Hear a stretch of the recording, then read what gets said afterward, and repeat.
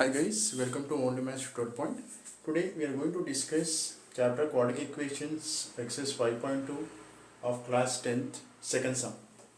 Okay, what is given? Find the two numbers whose sum is 27 and product is 182. So here we don't know numbers guys. So I have assumed that let one number be x and given that sum of two numbers is 27.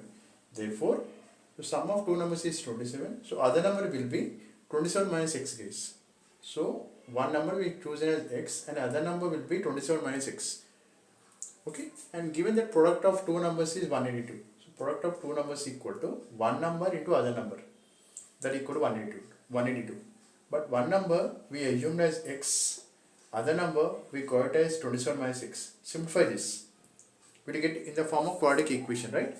So this is a standard form, x square minus 27x plus 182 equal to 0.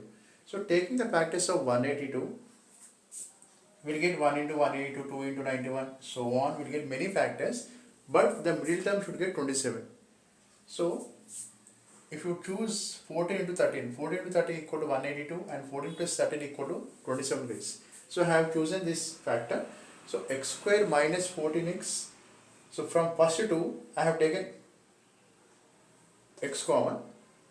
Okay, so before step 27 I have written as 14 minus 13 minus 14 minus 13 plus 182 equal to 0.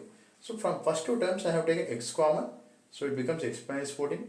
From second two terms I have taken 13 common, so it becomes x minus 14 equal to 0.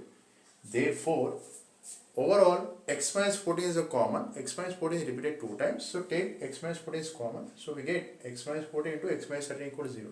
So when this product becomes 0, either first term equal to 0 or second term equal to 0, or both should be equal to 0. Okay, so equate x minus 14 to 0, it becomes x equal to 14 guys. So equate x minus 13 equal to 0, it becomes x equal to 13.